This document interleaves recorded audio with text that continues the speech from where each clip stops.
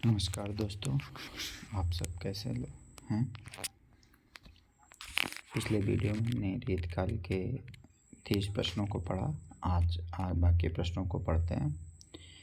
31वां प्रश्न है, रीतकाल के कवि सेनापति की प्रमुख रचना कौन सी है। तो रीतकाल के कवि सेनापति की प्रमुख रचना है कवित्त रत्नाकर। कौन सी रचना है दोस्तों? कवित्त रत्नाकर। अगला दोस्तों प्रश्न है, रीतकाल में किस कवि ने मधवानल कामकलंदा लिखी। तो दोस्तों मधवानल कामकलंदा लिखी है आलम ने। किसने लिखी है? आलम ने। तो दोस्तों उत्तर हमारा ए आएगा, आलम। अगला, रीतकाल की सामाजिक पृष्ठभूमि क्या रही है।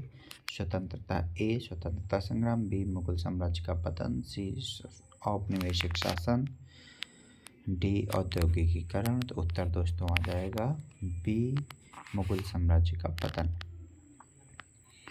दोस्तों अगला प्रश्न आता है, रीतकाल में किस अलंकार का प्रयोग सर्वाधिक हुआ है। तो दोस्तों उपमा, अनुप्रास, यमक और सभी। उत्तर आएगा सभी अलंकार। उत्तर विकल्प क्या सही हो जाएगा? सभी अलंकार। उत्तर विकल्प बी। अगला दोस्तों प्रश्न, रीतकाल में चिंतामणि त्रिपाठी के रचना का क्या नाम है। तो दोस्तों चिंतामणि त्रिपाठी की रचना का नाम है काव्य विवेक। दोस्तों क्या उत्तर आएगा? काव्य विवेक। दोस्तों जगत विनोद पद्माकर कवि। कौन से कवि? पद्माकर। सतसई दो कवि मिलते हैं, एक वृंद सतसई जो प्रसिद्ध हैं और एक बिहारी सतसई। और भावविलास देव कवि। कौन से कवि? देव। इनका पूरा नाम क्या था? देवदत्त था। इनका जन्म इटावा में हुआ था। अगला दोस्तों प्रश्न बनता है, रीतिबद्ध काव्य की विशेषता क्या है। दोस्तों रीतिबद्ध काव्य की विशेषता क्या है? भाव प्रधान, लक्षण प्रधान, वीर प्रधान और भक्ति प्रधान। दोस्तों रीतिबद्ध काव्य लक्षण प्रधान होता है, जबकि भाव प्रधान होता है रीति मुक्त काव्य। क्या होगा? रीति मुक्त काव्य। तो लक्षण ग्रंथ अगर जिसमें लिखे जाएंगे वो कौन सा है? रीतिबद्ध काव्य। चलिए अगला दोस्तों प्रश्न बनता है हमारा, भूषण कवि के आश्रयदाता कौन से थे। तो दोस्तों भूषण कवि के आश्रयदाता महाराजा शिवाजी, जयसिंह, छत्रसाल, ए और सी दोनों। दोस्तों इसका उत्तर आ जाएगा ए और सी दोनों। दोस्तों छत्रसाल शतक और शिवा बावनी उन्होंने, और शिवराज भूषण उन्होंने कई ग्रंथ लिखे हैं। ये महाराज शिवाजी और छत्रसाल, महाराज छत्रसाल, बुंदेला नरेश छत्रसाल और मराठा नरेश शिवाजी के दरबारी कवि रहे हैं। तो इसका उत्तर आ जाएगा बी। दोस्तों क्या आ जाएगा? ए और सी दोनों, डी। इसका उत्तर क्या आ जाएगा? ए और सी दोनों। तो अगला दोस्तों प्रश्न आता है, ब्रज का वात्स्यायन। दोस्तों ब्रज का वात्स्यायन किसे कहा गया है। तो ब्रज का वात्स्यायन कहा गया है केशवदास जी को। किसे कहा गया है दोस्तों? केशवदास जी को। ब्रजकाल का वात्स्यायन केशवदास जी को कहा गया है। अगला दोस्तों प्रश्न आता है, रीतकाल की रचनाओं में किसका अभाव है। प्रेम वर्णन, सामाजिक यथार्थवाद, अलंकार और रस। दोस्तों सामाजिक यथार्थवाद आधुनिक काल की विशेषता है। रीतकाल में क्या है? प्रेम वर्णन, रस और अलंकार, ये विशेषता रीतकाल के। अगला दोस्तों प्रश्न बनता है, घनानंद कवि के रचना सुदामा चरित्र किस पर आधारित है। दोस्तों घनानंद की रचना सुदामा चरित्र कृष्ण मित्रता पर आधारित है। अगला दोस्तों प्रश्न बनता है, रीतकाल में किस छंद का प्रयोग कम हुआ है। तो रीतकाल में 12 मासा छंद का प्रयोग कम हुआ है। 12 मासा छंद का प्रयोग आदिकाल में हुआ है। किस में हुआ है? आदिकाल में। दोस्तों आदिकाल, तो 12 मासा आदिकाल में हुआ है और रीतकाल में कवित्त, सवैया और दोहा का प्रयोग अधिक हुआ है। अगला दोस्तों, पद्माकर को किसका आश्रय प्राप्त था। दोस्तों उत्तर आ जाएगा रीवा नरेश को पद्माकर का आश्रय प्राप्त था। मुगल सुल्तान, जयपुर राजा, रीवा नरेश और दिल्ली सुल्तान। तो उत्तर क्या बनेगा? सी रीवा नरेश। अगला दोस्तों, रीत काल में रीत मुक्त काव्य की विशेषता क्या है? रीत मुक्त दोस्तों शास्त्रीय रीत, भावपक्ष प्रधान, वीर रस और लक्षण ग्रंथ। दोस्तों रीत मुक्त काव्य की क्या रहे विशेषता? भाव पक्ष प्रधान। दोस्तों यहाँ पे कंफ्यूज मत होना, वीर रस नहीं है रीत मुक्त की विशेषता, ठीक है, भाव पक्ष प्रधान इसका उत्तर बनेगा। अगला दोस्तों, रीतिकाल के कवि देव को किसका आश्रय प्राप्त था? तो देव को किसका आश्रय प्राप्त था? जयसिंह, शिवाजी, छत्रसाल, औरंगजेब। तो देव को प्राप्त था जय सिंह का आश्रय प्राप्त था। दोस्तों इसका उत्तर क्या बनेगा? सी उत्तर बनेगा, ए उत्तर बनेगा जय सिंह। ये जयपुर के नरेश जय सिंह के दरबारी कवि थे। अगला दोस्तों, रीत काल में किस रस का वर्णन कम मिलता है?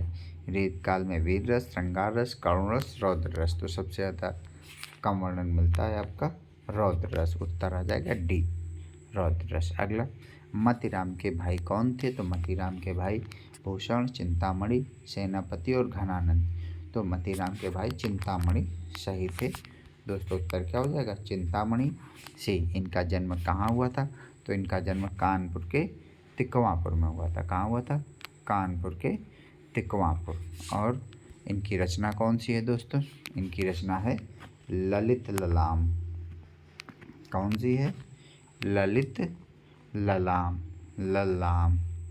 दोस्तों यह एक लक्षण ग्रंथ है।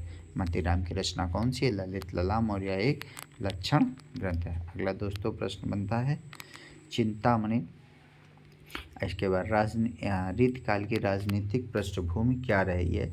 स्वतंत्र भारत, मुगल राजपूत संघर्ष, ब्रिटिश भारत। तो रीतकाल की राजनीति प्रमुख रही है मुगल राजपूत संघर्ष। दोस्तों उत्तर विकल्प बी बन जाएगा, मुगल राजपूत संघर्ष। अगला दोस्तों प्रश्न आता है रीतकाल में किस कवि ने छत्रसाल दशक लिखा? तो दोस्तों ऊपर भी चर्चा हो चुकी है। तो छत्रसाल के आश्रयदाता आज छत्रसाल के आश्रय में बिहारी जी रहे हैं, भूषण जी रहे हैं। तो भूषण जी ने छत्रसाल दशक लिखे। इन्होंने शिवा बावनी, छत्रसाल दशक, भूषण उल्लास, भूषण हजारा, जिसमें भूषण उल्लास और भूषण हजारा को अप्रमाणिक माना जाता है, किंतु शिवा बावनी, छत्रसाल दशक और शिवराज भूषण 3 ग्रंथ इनके प्रमाणिक माने जाते हैं। अगला दोस्तों प्रश्न है, क्या प्रश्न आता है? रीतकाल के साहित्य में किसका प्रभाव था? तो दोस्तों रीतकाल के साहित्य में उर्दू, फारसी, संस्कृत काव्यशास्त्र और चीनी काव्यशास्त्र। दोस्तों उत्तर बन जाएगा संस्कृत काव्यशास्त्र। रीतकाल के साहित्य में किसका प्रभाव था? तो उत्तर बन जाएगा दोस्तों संस्कृत काव्यशास्त्र का प्रभाव था। अगला दोस्तों प्रश्न है रीतकाल के कवि आलम की रचना श्यामा स्वयंवर किस प्रकार की है? तो दोस्तों किस प्रकार की है? वीर काव्य, प्रेम काव्य, भक्ति काव्य और लक्षण ग्रंथ। तो दोस्तों श्यामा स्वयंवर प्रेम काव्य है। क्या है? प्रेम काव्य। दोस्तों श्यामा स्वयंवर एक प्रेम काव्य ग्रंथ है। अगला दोस्तों रीतकाल में नायक के कितने भेद हैं? दोस्तों रीतकाल में नायक के 4 भेद हैं, धीरोदात्त, धीर ललित, धीरोदत्त और ये दोस्तों 4 भेद आते हैं। तो इनके नाम धीर शांत, धीरोदात्त, धीरोदत्त और धीर ललित। दोस्तों अगला प्रश्न आता है आपका कौन सा है? रीतकाल के कवि सेनापति को किसका आश्रय प्राप्त था? तो रीतकाल के कवि सेनापति, इनकी 2 रचनाएं हैं, काव्य कल्पद्रुम और कवित्र रत्नाकर। दोस्तों इनको जयपुर नरेश, बुंदेला राजा, रीवा नरेश और मुगल दरबार। तो उत्तर आ जाएगा बुंदेला राजा। और बुंदेला राजा के कवि सेनापति कौन थे? बुंदेलखंड के दरबारी कवि कौन थे? सेनापति। रीतकाल में किसका वर्णन मिलता है? ऋतु वर्णन, औद्योगिक वर्णन, युद्ध वर्णन और अंतरिक्ष वर्णन। दोस्तों इसका उत्तर आ जाएगा ऋतु वर्णन। और ऋतु वर्णन किसका प्रसिद्ध था? ऋतु वर्णन सेनापति का कवि का प्रसिद्ध था। अगला दोस्तों रीतकाल में बोधा की प्रमुख रचना कौन सी है? तो दोस्तों बोधा की एक प्रमुख रचना है विरह वारिस। कौन सी है? विरह वारिस। और ये जो है इनका पूरा नाम क्या था? बुद्धिसेन। क्या नाम था दोस्तों? बुद्धिसेन। तो दोस्तों याद रखेंगे, इसमें वीर सिंह देवचरित्र है, लेकिन जो एक गलत इसका उत्तर आता है। जहांगीर जस चंद्रिका। दोस्तों जहांगीर जस चंद्रिका महाराज जहांगीर के ये बादशाह और मुगल बादशाह जहांगीर के आश्रय में केशवदास जी रहे। उन्होंने उनकी प्रशंसा में लिखी जहांगीर जस चंद्रिका। दोस्तों अगला देखते हैं प्रश्न। रीत काल की आलोचना में क्या कहा जाता है? कृत्रिम, भावपूर्ण, अलंकारिक, लोकप्रिय और क्रांतिकारी। तो दोस्तों रीत काल की आलोचना में क्या कहा गया है? कृत्रिम और अलंकारिक। अगला दोस्तों प्रश्न बनता है 57वां। रीत काल के कवि निधि की रचना क्या है?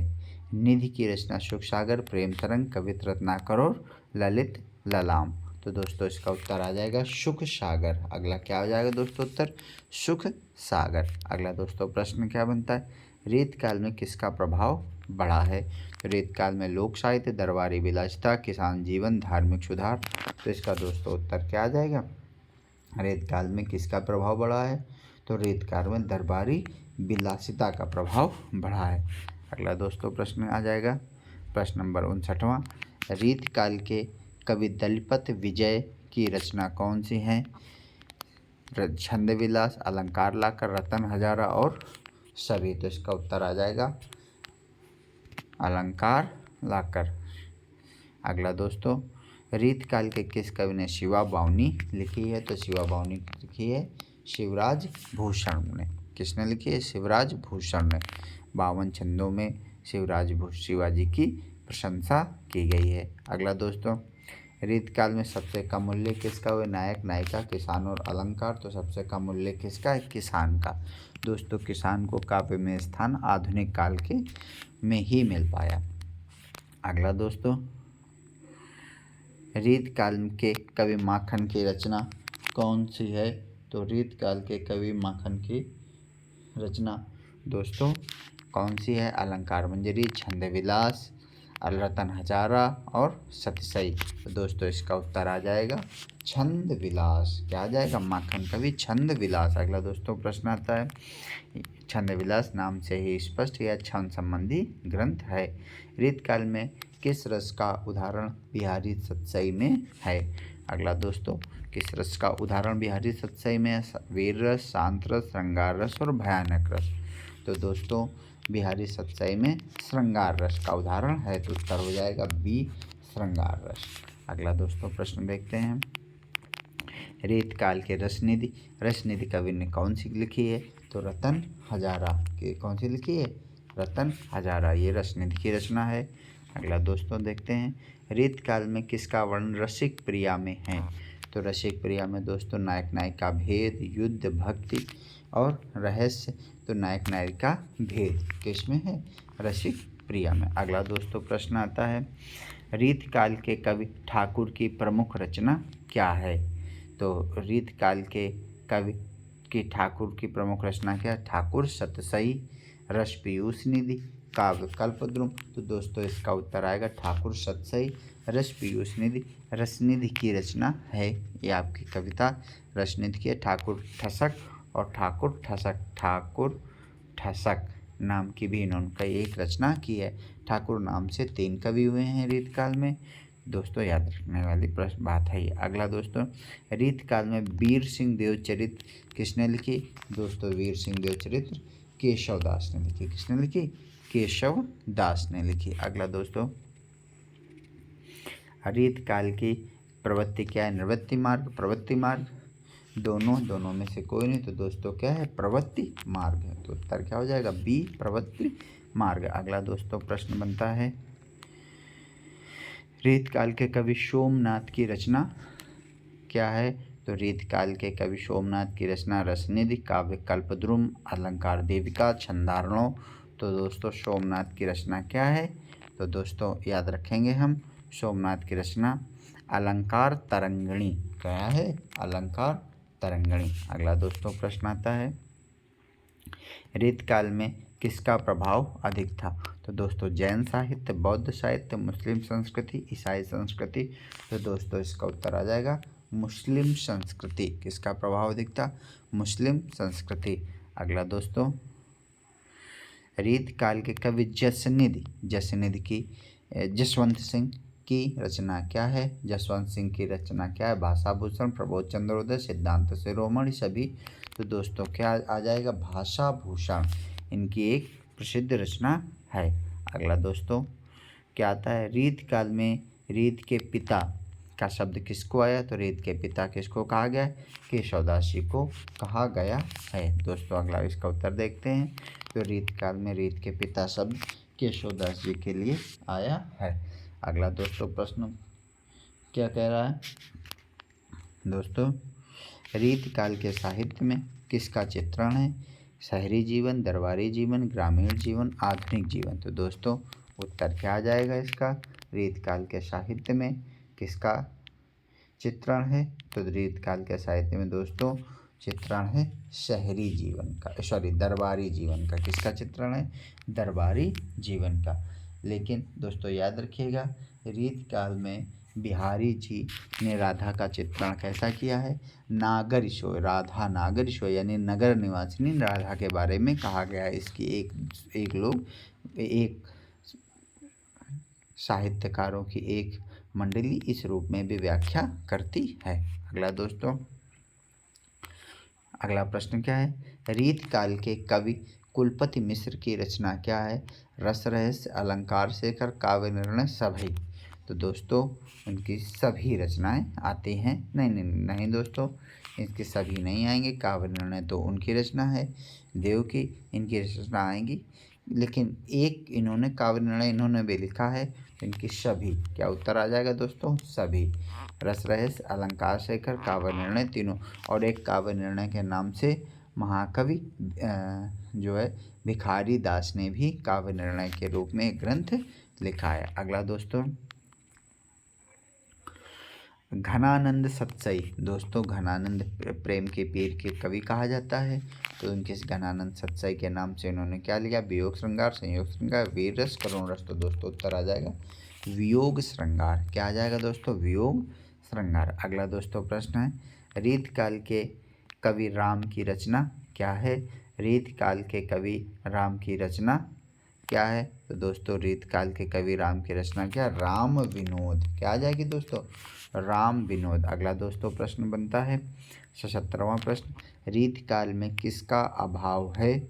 सौंदर्य, सामाजिक चेतना, अलंकार और रस। तो उत्तर आ जाएगा सामाजिक चेतना।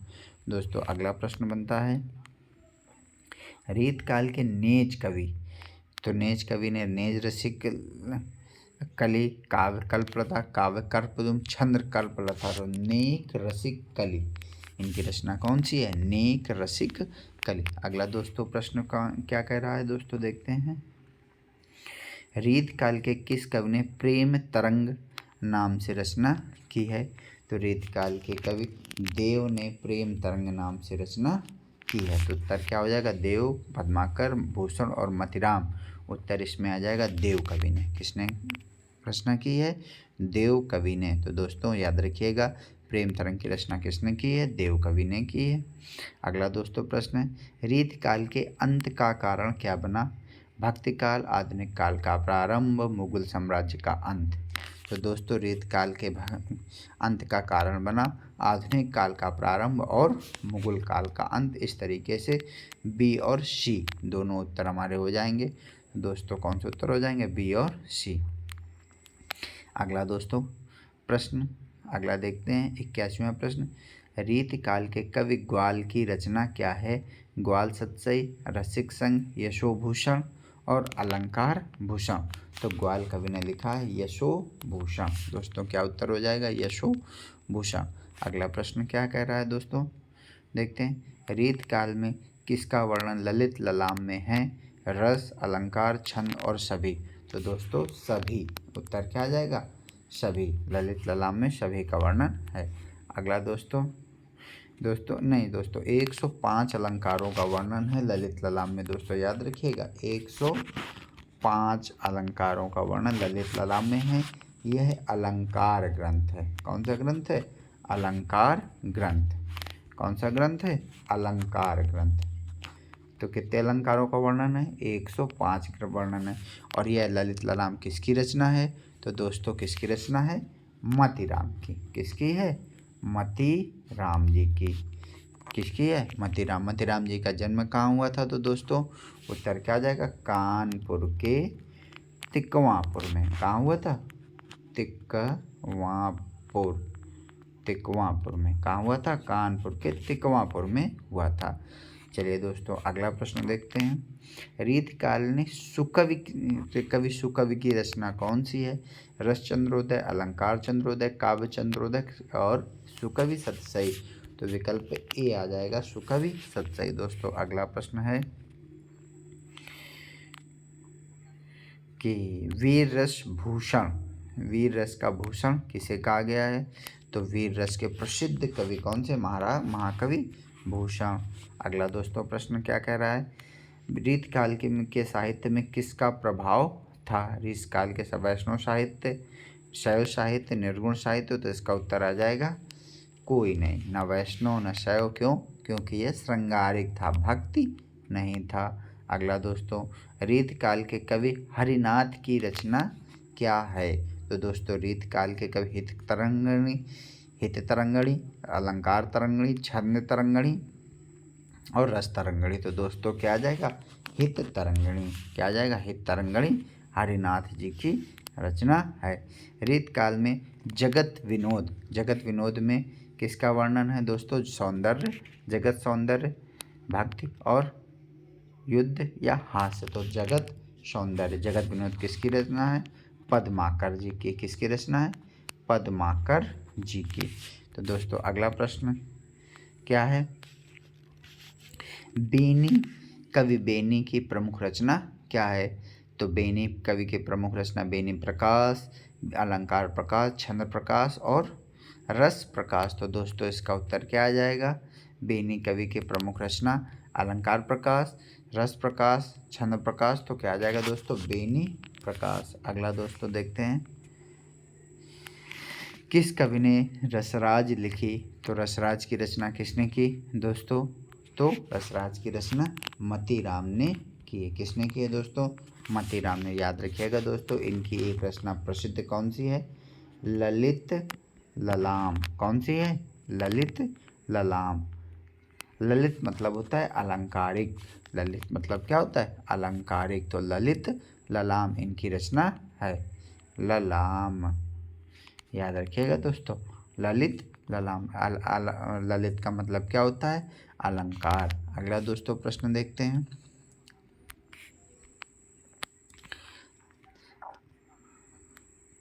अगला दोस्तों 90वां प्रश्न, रीतकाल के अंतिम कवि कौन से माने जाते हैं? तो रीतकाल के अंतिम कवि पद्माकर कवि माने जाते हैं। बिहारी केशव घनानंद पद्माकर में रीतकाल के अंतिम कवि पद्माकर जी माने जाते हैं। अगला दोस्तों प्रश्न है, रीतकाल में किसका वर्णन भाव विलास में है? तो भाव विलास देव कवि की रचना है। किसकी रचना है? देव कवि की। तो भाव विलास में भाव पक्ष का, अलंकार पक्ष का, रीत पक्ष का और वीर पक्ष। तो उत्तर क्या आ जाएगा? भाव विलास भाव पक्ष देव कवि की रचना है। अगला दोस्तों देखते हैं 92वां क्वेश्चन, कृपाल कवि की रचना कौन सी है? तो कौन सी है? कृपाल रस, सरस सुधानिधि, अलंकार सुधानिधि, छंद सुधानिधि। दोस्तों आपके कंफ्यूजन के लिए कृपाल रस नाम से एक रचना दे दिए, जबकि इनकी कौन सी है?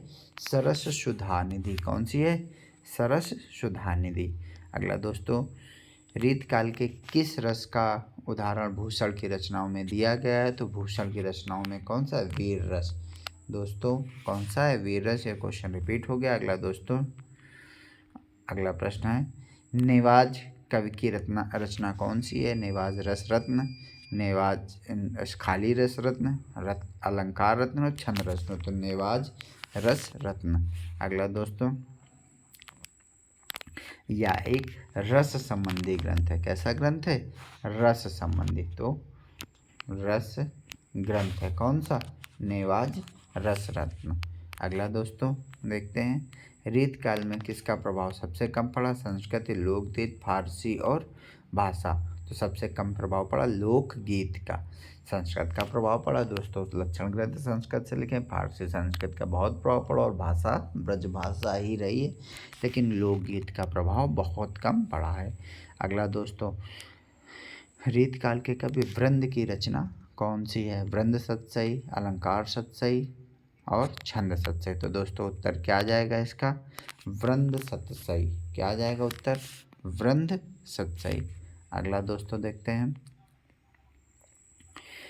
97वां क्वेश्चन, रीतकाल के किस कवि ने कवि कल्पतरु से नाम से रचना लिखी है? बहुत प्रसिद्ध हैं कवि चिंतामणि। चिंतामणि जी ने कवि कल्पतरु नाम से रचना लिखी है। अगला दोस्तों प्रश्न देखते हैं, रीतकाल की प्रमुख प्रवृत्ति क्या रही है? भक्ति, श्रृंगार, अलंकार, वीरता और करुणा। तो श्रृंगार और अलंकार। अगला दोस्तों सेकंड लास्ट क्वेश्चन क्या आता है? रीतकाल की रचना जो है कवि गंग ने किसने की है? तो गंग भक्ति रत्नावली। किसने की है? गंग भक्ति रत्नावली। अगला दोस्तों 100वां क्वेश्चन, रीतकाल को रीतकाल नाम क्यों पड़ा? भक्ति के कारण, काव्य की रीत के कारण, वीर गाथाओं के कारण, आधुनिकता के कारण। तो उत्तर हो जाएगा बी, किसके कारण? काव्य की रीत के कारण। दोस्तों इस तरीके से हम लोगों ने 100 प्रश्नों का अध्ययन कर लिया है, जो रीतकाल के लिए बहुत इम्पोर्टेंट हो। आप सभी दोस्तों का दिन शुभ हो और आपकी परीक्षा के लिए शुभकामनाएं। धन्यवाद।